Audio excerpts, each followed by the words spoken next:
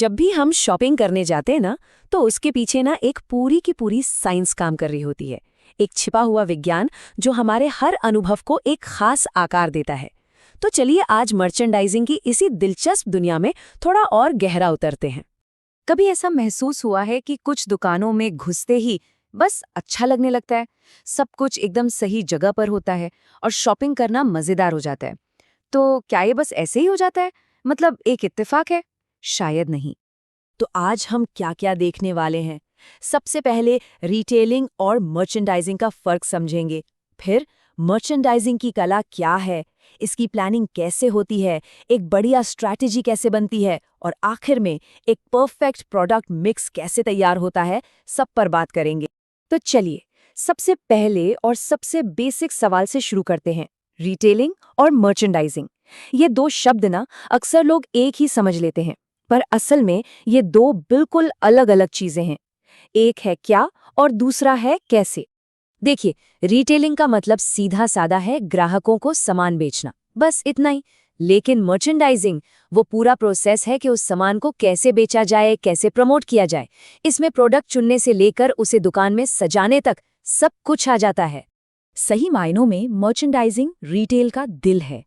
ये वो अनदेखी ताकत है जो एक मामूली सी दुकान को एक ऐसी जगह बना देती है जहां लोग आना चाहते हैं, शॉपिंग करना चाहते हैं। ये सिर्फ शेल्फ पर सामान भरना नहीं है, ये तो ग्राहक के लिए एक ऐसा माहौल बनाना है जो उसे खींच। तो सवाल ये है कि ये सब होता कैसे है। चलिए अब मर्चेंडाइजिंग की कला की गहराइयों में चलते हैं। इसे आर्ट भी कहते हैं और साइंस भी, और इसका एक बहुत ही क्लियर गोल होता है। अगर इसकी किताबी परिभाषा देखें तो मर्चेंडाइज मैनेजमेंट वो प्रोसेस है जिसे कोई भी रिटेलर सही सामान, सही मात्रा में, सही जगह पर और सही समय पर पेश करने की कोशिश करता है। सुनने में बड़ा आसान लगता है ना, पर असल में ये काफी मुश्किल है। और इसी मुश्किल काम को आसान बनाने के लिए एक फ्रेमवर्क है जिसे कहते हैं 5 rights of merchandising. Her merchandiser का यही अल्टीमेट गोल होता है। क्या है ये? सही सामान, सही क्वांटिटी, सही जगह, सही समय और हाँ, सही कीमत। ये 5 चीजें याद रखने से पूरा कॉन्सेप्ट एकदम क्लियर हो जाता है। अब ये जो 5 राइट्स हैं, इन्हें हासिल करने के लिए एक सॉलिड ब्लूप्रिंट की जरूरत पड़ती है। एक ऐसा प्लान जो कुछ जरूरी सिद्धांतों पर टिका हो। तो चलिए अब इसी ब्लूप्रिंट को समझते हैं जो कामयाबी की नींव रखता है। देखिए, मर्चेंडाइजिंग में कामयाबी कुछ बुनियादी सोच या विश्वासों से शुरू होती है। ये सिर्फ नियम कानून नहीं है, बल्कि ये एक तरह की फिलॉसफी है जो हर फैसले में गाइड करती है। और इनमें सबसे जरूरी सिद्धांत है, वो खरीदो जो ग्राहक चाहते हैं, वो नहीं जो खुद को पसंद है। ये लाइन सब कुछ कह देती है। इसका मतलब है कि कामयाब मर्चेंडाइजिंग हमेशा कस्टमर को सेंटर में रखती है।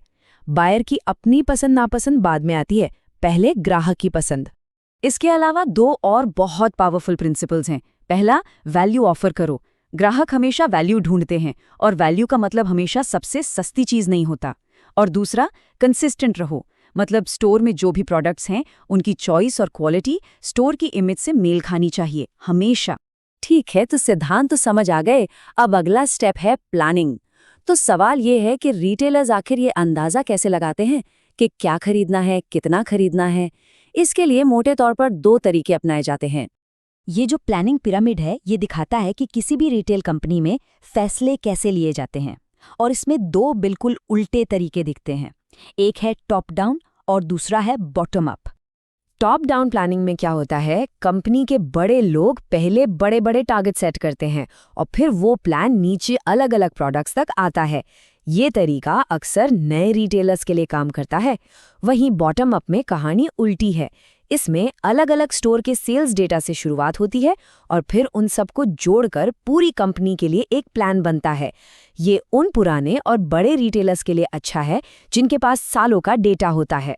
तो प्लानिंग तो हो गई, अब बारी है स्ट्रैटेजी की। एक कामयाब स्ट्रैटेजी के 4 पिलर्स यानी 4 स्तंभ होते हैं। ये वो 4 खास एरिया है जिन्हें एक मर्चेंडाइजर को कंट्रोल करना ही होता है। एक अच्छी मर्चेंडाइजिंग स्ट्रैटेजी इन 4 जरूरी हिस्सों के बीच एक बैलेंस बनाती है। और जैसा कि यहाँ दिख रहा है, ये चारों एक दूसरे से पूरी तरह जुड़े हुए हैं। तो ये 4 पिलर्स क्या हैं? पहला है प्रोडक्ट्स, मतलब कौन सा सामान कहाँ से खरीदना है ये तय करना। दूसरा है वेंडर की शर्तें, यानी सप्लायर से कीमत, डिलीवरी और रिटर्न जैसी बातों पर मोलभाव करना। तीसरा है प्राइसिंग, एक ऐसी प्राइसिंग स्ट्रैटेजी बनाना जो स्टोर की ओवरऑल इमेज से मैच करे। और चौथा प्रेजेंटेशन, यानी प्रोडक्ट को पैक कैसे करना है और कस्टमर के सामने पेश कैसे करना है। तो अब ये सारी प्लानिंग और स्ट्रैटेजी मिलकर क्या बनाती हैं? वो बनाती हैं फाइनल मास्टरपीस, यानी वो असली प्रोडक्ट्स का कलेक्शन जो किसी भी ग्राहक को स्टोर में दिखता है। और इसे कहते हैं एक परफेक्ट प्रोडक्ट मिक्स। तो मर्चेंडाइज मिक्स है क्या? सीधी सी भाषा में ये किसी भी रिटेलर के पास मौजूद सभी तरह की प्रोडक्ट लाइंस का टोटल कलेक्शन है। इसमें उसकी वैरायटी की चौड़ाई और गहराई दोनों ही शामिल होती हैं। अब ये चौड़ाई और गहराई क्या है?